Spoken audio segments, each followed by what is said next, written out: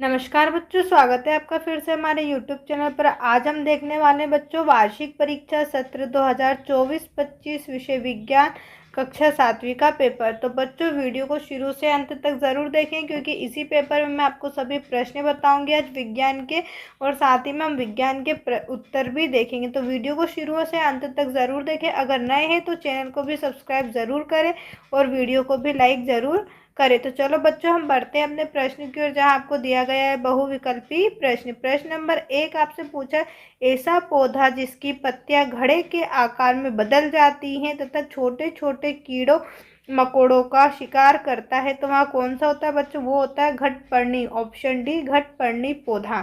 प्रश्न नंबर 2 बच्चों आपसे पूछा है, चीरने एवं फाड़ने वाले दांत कहलाते हैं, तो चीरने एवं फाड़ने वाले दांत क्या कहलाते हैं? रदनक कहलाते हैं। प्रश्न नंबर 3 हमें दिया गया है बच्चों, हम जानते हैं कि धमनी सदैव ऑक्सीजन समृद्ध रक्त का परिवहन करती तथा शिरा अशुद्ध रक्त को हृदय तक ले जाती है। फुसफुस धमनी के संबंध में कौन सा कथन सही है? तो आपका उत्तर हो जाएगा बच्चों ऑप्शन बी, यहाँ कार्बन डाइऑक्साइड समृद्ध रक्त को फेफड़े तक ले जाती है। प्रश्न नंबर 4 बच्चों आपसे पूछा, ऐसी गति जो निश्चित समय अंतराल के पश्चात अपनी गति को दोहराती कहलाती है, तो आपका उत्तर हो जाएगा बच्चों आवृत्ति गति। कौन सी गति होती है वो? आवृत्ति गति। Option number D. प्रश्न नंबर 5 आपसे पूछा है, निम्नलिखित में से किस रसायन का उपयोग जल के शुद्धिकरण में किया जाता है? तो आपका उत्तर हो जाएगा बच्चों क्लोरीन। ऑप्शन सी, क्लोरीन का उपयोग रसायन का उपयोग जल के शुद्धिकरण में किया जाता है। अगला प्रश्न आपको दिया गया है बच्चों रिक्त स्थान। प्रश्न नंबर 6 आपसे पूछा है, भोजन के घटक कार्बोहाइड्रेट, प्रोटीन, वसा, विटामिन तथा है, तो आपका उत्तर हो जाएगा बच्चों खनिज तथा खनिज है। अगला प्रश्न आपसे पूछा गया है प्रश्न नंबर 7, क्षुद्रांत्र की आंतरिक भित्ति पर अंगुली के समान अनेक प्रवर्ध होते हैं जो कहलाते हैं, जो क्या कहलाते हैं बच्चों? उसे हम क्या कहते हैं? विली। क्या कहते हैं बच्चों? विली। उसे हम विली कहते हैं। प्रश्न नंबर 8 हमसे पूछा है, बुखार आने पर डॉक्टर द्वारा शरीर के ताप को मापने के लिए उपकरण का उपयोग किया जाता है, तो किसका उपयोग किया जाता है बच्चों? थर्मामीटर का। किसका उपयोग करते हैं? थर्मामीटर का उपयोग किया जाता है। आपने देखा होगा जब भी आपको बुखार आता है, हॉस्पिटल जाते तो डॉक्टर आपके मुंह पे क्या करते हैं? थर्मामीटर रख देते हैं। ये किस लिए होता है बच्चों? बुखार मापने के लिए। प्रश्न नंबर 9 आपसे पूछा, हीमोग्लोबिन कोशिकाओं में पाया जाता है, तो हीमोग्लोबिन किस में पाया जाता है बच्चों? लाल रक्त में। किस में पाया जाता है? लाल रक्त कणिकाओं में, लाल रक्त कोशिकाओं में पाया जाता है। प्रश्न नंबर 10 आपसे पूछा जाएगा, किसी वस्तु द्वारा एकांक समय में तय की गई दूरी को उस वस्तु की कहते हैं, तो क्या कहते हैं बच्चों? उस वस्तु की चाल कहते हैं। उस वस्तु की चाल कहते हैं। बढ़ते हैं अपने अगले प्रश्न की ओर। उससे पहले बच्चों, यदि अभी तक आपने हमारे चैनल को सब्सक्राइब नहीं किया है तो सबसे पहले चैनल को सब्सक्राइब ज़रूर करें, साथ ही साथ वीडियो को लाइक करें, ताकि आने वाली नेक्स्ट वीडियो आप तक पहुंचती रहे और आपके वार्षिक पेपर में आपका पेपर बहुत ही अच्छे से जाए। साथ ही साथ वीडियो को लाइक करके अपने सभी दोस्तों के साथ भी ज़रूर शेयर करें। तो बढ़ते हैं अपने अगले प्रश्न की ओर, जहां आपको दिया गया बच्चों अति लघु उत्तरीय प्रश्न। तो ये आपके पेपर में प्रश्न दिए गए, आइए हम सभी के उत्तर भी देख लेते हैं। कुछ प्रश्नों के उत्तर यहाँ हैं, तो आप देख सकते हैं स्क्रीन पर। अति लघु उत्तरीय प्रश्न बच्चों आपसे 2 नंबर में पूछा है। प्रश्न 11 आपसे पूछा है, सहजीवी संबंध किसे कहते हैं? तो आपका उत्तर है, जब दो जीव एक दूसरे की मदद से अपना जीवन यापन करते हैं। क्या बच्चों? जब दो जीव एक दूसरे की मदद से, दो कोई से भी जीव अगर वो एक दूसरे की मदद करते हैं और अपना जीवन यापन यानी कि अपना जीवन बिताते हैं, तो उसे क्या कहते हैं? सहजीवी संबंध कहलाता है। प्रश्न नंबर 12 आपसे पूछा है, अमाशय की संरचना कैसी होती है? तो आपका उत्तर होगा, अमाशय एक पेशी खोखला पोषण नली का फैला हुआ भाग है, जो पाचन नली के प्रमुख अंग में रूप से कार्य करता है। तो आपने देखा होगा बच्चों कुछ इस तरीके से हमारी पाचन नली बनी हुई होती है। तो ये कैसी होती है बच्चों? एक प्रकार की खोखली होती है। कैसी होती है बच्चों? ये खोखली होती है, खोखला होता है और नली का फैला हुआ भाग होता है। आप देख सकते हैं नली की तरह ये फैला हुआ होता है, तो इसे हम क्या कहते हैं? पाचन नली के प्रमुख अंग के रूप में ये कार्य करता है।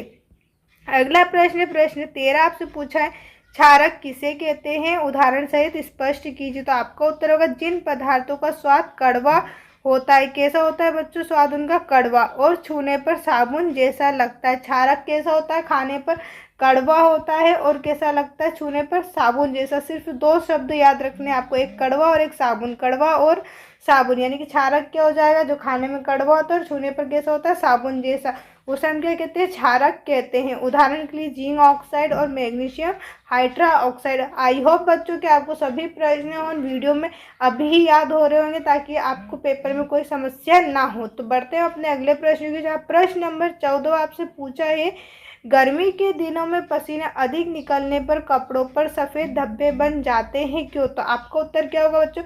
गर्मियों में पसीना आने पर कपड़ों पर सफ़ेद धब्बे बनने की वजह यह है कि पसीने में मौजूद नमक सूखने के बाद कपड़ों पर रह जाता है।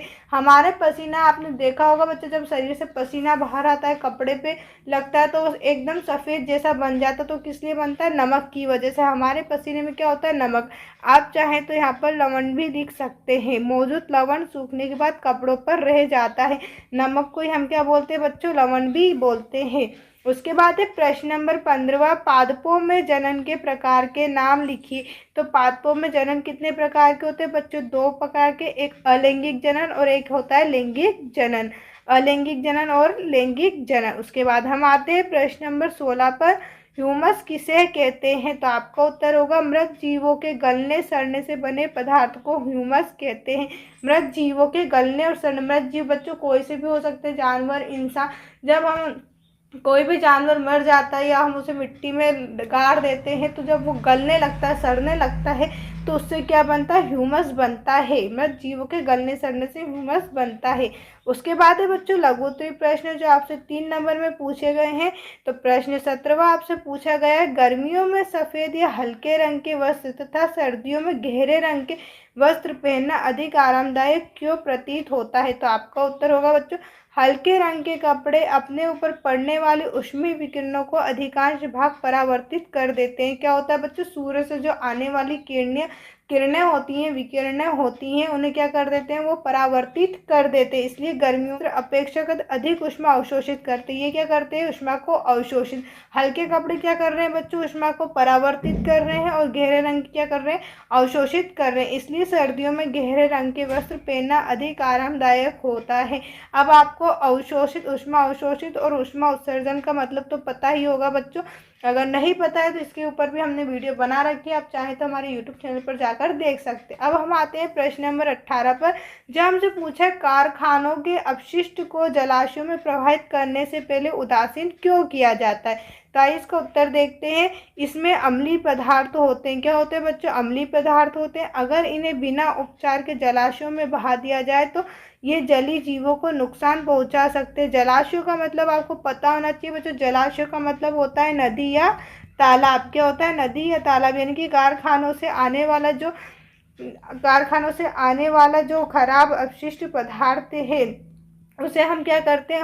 हम उसे पहले उदासीन करते हैं। क्यों करते हैं? ताकि हम जलाशयों में अगर इसे ऐसे ही बहा देंगे तो जलीय जीवों को नुकसान होगा। जलीय जीवों यानी कि जो भी जल में जीव रहते हैं, उन्हें नुकसान होगा। इसलिए कारखानों के अपशिष्ट को क्षारीय पदार्थों के साथ मिलाकर उदासीन किया जाता है। अब उसके बाद है प्रश्न नंबर 19, जहाँ आपसे पूछा है, परागण किसे कहते हैं? परागण के प्रकार के नाम लिखिए। तो आपका उत्तर होगा, परागकोश से परागकणों का वर्तिका तक पहुँचने की प्रक्रिया को परागण कहते हैं। परागण दो प्रकार का होता है, स्वपरागण और पर परागण। प्रश्न नंबर 20 हमें बच्चों दिया गया, रैखिक गति और वृत्तीय गति को उदाहरण सहित समझाइए।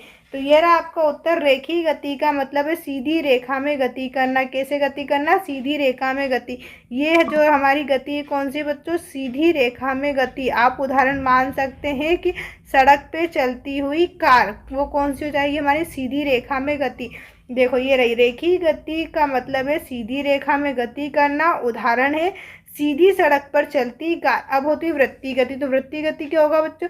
वृत्ति गति का मतलब है वृत्ताकार पथ पर गति करना, यानी कि इस प्रकार वृत्ताकार की गति पर गति करना। आपने देखा होगा मेले में मौत का कुआं, उसमें इस प्रकार से गति करते हैं, बाइक वगैरह जो भी चलाते हैं तो वो कैसे करते हैं, एक गोला आकार में गति करते हैं, तो वो हमारी क्या हो जाएगी, वृत्ति गति हो जाएगी। इसका एक और उदाहरण आप ले सकते हैं वृत्ति गति का, घड़ी की सुइयों की गति, यानी कि जो वृत्ताकार गोल आकार में होगी वो हमारी वृत्तीय गति होगी, और जो सीधी रेखा में होगी वो कैसी हो जाएगी, रेखिक गति हो जाएगी। अब बढ़ते हैं अपने अगले प्रश्न की ओर, जहाँ प्रश्न नंबर 21 बच्चों आपसे पूछा गया है पेड़ों का महत्व लिखिए। तो ये तो बहुत आसान क्वेश्चन है, आपने खुद ने देखा होगा कि पेड़ हमारे लिए क्यों आवश्यक है। तो आइए हम उत्तर देख लेते हैं। वे मृदा संरक्षण, कटाव को रोकने और जल चक्र में महत्वपूर्ण भूमिका निभाते हैं, भूजल पुनः पूर्ति में सहायता करते हैं, पेड़ पौधों का मानव जीवन में बड़ा महत्व है, ये हमें न सिर्फ ऑक्सीजन देते हैं बल्कि तमाम प्रकार के फल फूल, जड़ी बूटियां और लकड़ियां आदि भी देते हैं। तो आपको पता ही कि अब हमारे लिए पेड़ क्यों आवश्यक है। अगर हमारे लिए पेड़ आवश्यक है तो आपसे भी निवेदन है कि आप भी अपने घर में एक एक पेड़ जरूर लगाएं और अपने सभी दोस्तों से भी कहें पेड़ लगाने के लिए। तो चलो बच्चों बढ़ते हैं हम प्रश्न नंबर 22 पर, जहाँ आपसे पूछा गया आपांक क्या है, शुष्क आपांक का उपयोग कहाँ किया जाता है। तो आपका उत्तर है जल के शोधन के दौरान प्राप्त होने वाला ठोस अपशिष्ट होता है। क्या होता है, जल के शोधन के दौरान प्राप्त होने वाला ठोस अपशिष्ट क्या होता है, ठोस अपशिष्ट होता है शुष्क आपांक का उपयोग। इस प्रक्रिया में बायोगैस बनती है, इस गैस का इस्तेमाल ईंधन या बिजली पैदा करने में किया जाता है। क्या बनता है बच्चों, शुष्क आपांक से इस प्रक्रिया में बायोगैस बनती है, और बायोगैस का उपयोग हम क्या करते हैं, बिजली में किया जाता है, ईंधन या बिजली में किया जाता है। और एक और उपयोग क्या है, शुष्क आपांक को खाद के रूप में भी इस्तेमाल किया जाता है। प्रश्न नंबर 23 बच्चों आपको दिया गया है दीर्घोत्तरी प्रश्न, जो 5 नंबर में आपसे पूछा गया है। प्रश्न नंबर 23 बच्चों आपसे पूछा है लोहे पर जंग लगने की क्रिया का रासायनिक समीकरण लिखिए। लोहे में जंग लगने के लिए आवश्यक परिस्थिति क्या है, लिखिए। तो ये रहा हमारा बच्चों उत्तर ए, लोहे पर जंग लगने की रासायनिक क्रिया। आप चाहें तो इसको कुछ इस तरीके से लिख सकते हैं, 4Fe + 3O2 + 6H2O, उसके बाद है 4FeOH3। ये हमारा क्या हो जाएगा बच्चों, लोहे पर जंग लगने के लिए रासायनिक समीकरण। अब लोहे पर जंग कैसे लगती, तो लोहे में जंग लगने के लिए ऑक्सीजन और पानी, क्या ऑक्सीजन और पानी की उपस्थिति ज़रूरी है। आपने देखा होगा कि बारिश या ठंड के समय में अगर कोई सी भी वस्तु बाहर पड़ी हुई है या हमारे खिड़की दरवाजे लोहे के हैं, अगर उन पर थोड़ी सी भी नमी पानी लगता है तो उस पर जंग लग जाती है। यानी कि जंग लगने के लिए क्या आवश्यक हो गया बच्चों, ऑक्सीजन और पानी जरूरी है। प्रश्न नंबर 24 बच्चों आपको दिया है जाइलम क्या है, यहाँ पौधों की वृद्धि तथा विकास में किस प्रकार सहायक है। तो आपका उत्तर हो जाएगा जाइलम पौधों का संवहनी ऊतक है। क्या है, जाइलम एक ऊतक है। आप चाहें तो लिख सकते हैं जाइलम एक ऊतक है। जाइलम का मूल कार्य जड़ों से पौधों के भागों जैसे तने और पत्तियों तक पानी ले जाना। क्या काम होता है बच्चों, जाइलम का मूल काम, ये हमारी क्या हो गई, पेड़ों की जड़ हो गई। जड़ों से कहाँ तक ले जाएगा, तने तक और पत्तियों तक। जड़ों से किसको लेके जाएगा, ये हो गई हमारी पत्तियां बच्चों। जड़ों से तने तक और पत्तियों तक पानी को ऊपर ले जाना है, जिससे पौधों को आवश्यक पोषक तत्व मिल सके और पत्तियां भोजन बनाने का कार्य कर पाती है। यहाँ से अगर जाइलम जो है जड़ों से क्या लेकर जाएगा, पानी को लेकर जाएगा तनों और पत्तियों तक, जिससे पत्तियों को भोजन बनाने में आसानी होती है। उसके बाद है प्रश्न नंबर 25, विद्युत धारा के चुंबकीय प्रभाव को उदाहरण सहित समझाइए, उदाहरण एवं चित्र भी बनाइए। तो ये रहा आपका उत्तर, किसी चालक में विद्युत धारा प्रवाहित होने पर उसके चारों ओर चुंबकीय क्षेत्र बन जाता है। किसी भी चालक में, मान लीजिए चालक को आपको पता होना चाहिए बच्चों, चालक क्या होता है, जिसमें करंट आता है। मान लीजिए ये भी कोई लोहे की छड़ है या कोई भी एक वस्तु, चालक वस्तु ही हमारी, अगर हम इसमें करंट देंगे, अगर करंट देंगे तो यहाँ पर हमारा जो है, यहाँ पर करंट फ्लो होने लगेगा और इसके आसपास जो क्षेत्र बनेगा उसे हम क्या बोल देंगे, चुंबकीय क्षेत्र। इसे हम क्या बोल देंगे बच्चों, चुंबकीय क्षेत्र। तो किसी चालक में विद्युत धारा प्रवाहित होने पर, ये किसी चालक में ये विद्युत धारा प्रवाहित हो रही है तो इसके आसपास क्या हो जाएगा, चुंबकीय क्षेत्र बन जाएगा। इसे विद्युत धारा का चुंबकीय प्रभाव कहते हैं। इसे ही क्या कहते हैं हम, विद्युत धारा का चुंबकीय प्रभाव कहते हैं।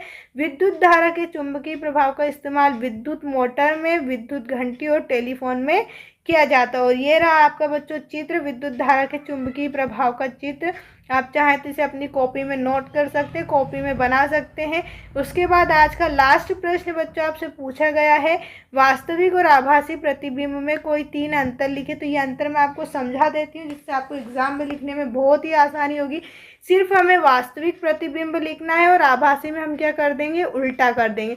सिर्फ एक साइड का याद करेंगे और इधर हम क्या कर देंगे, उल्टा। तो यहाँ क्या, यहाँ तब बनता है जब प्रकाश की किरणें वास्तव में प्रतिच्छेद होती है। तब कैसी होती है, वास्तव में प्रतिच्छेद। और इसमें क्या हो जाएगा बच्चों, प्रतिच्छेद होती हुई प्रतीत होती। इसमें क्या हो जाएगा, यहाँ तब बनता है जब प्रकाशिक किरणें प्रतिच्छेद होती हुई प्रतीत होती हैं। दूसरा क्या, इसे पर्दे पर प्राप्त कर सकते हैं। इसका उल्टा इसमें हम कर देंगे तो इसमें क्या हो जाएगा, इसे हम पर्दे पर प्राप्त नहीं कर सकते। ये वाला हमारा हो जाएगा वास्तविक प्रतिबिंब उल्टा बनता है, और इस उल्टे का क्या कर देंगे, इसमें आभासी प्रतिबिंब सीधा बनता है। तो आई होप आपको ये भी समझ में आ गया होगा। अगर आपको अभी भी कहीं डाउट है तो आप कमेंट करके पूछ सकते हैं बच्चों।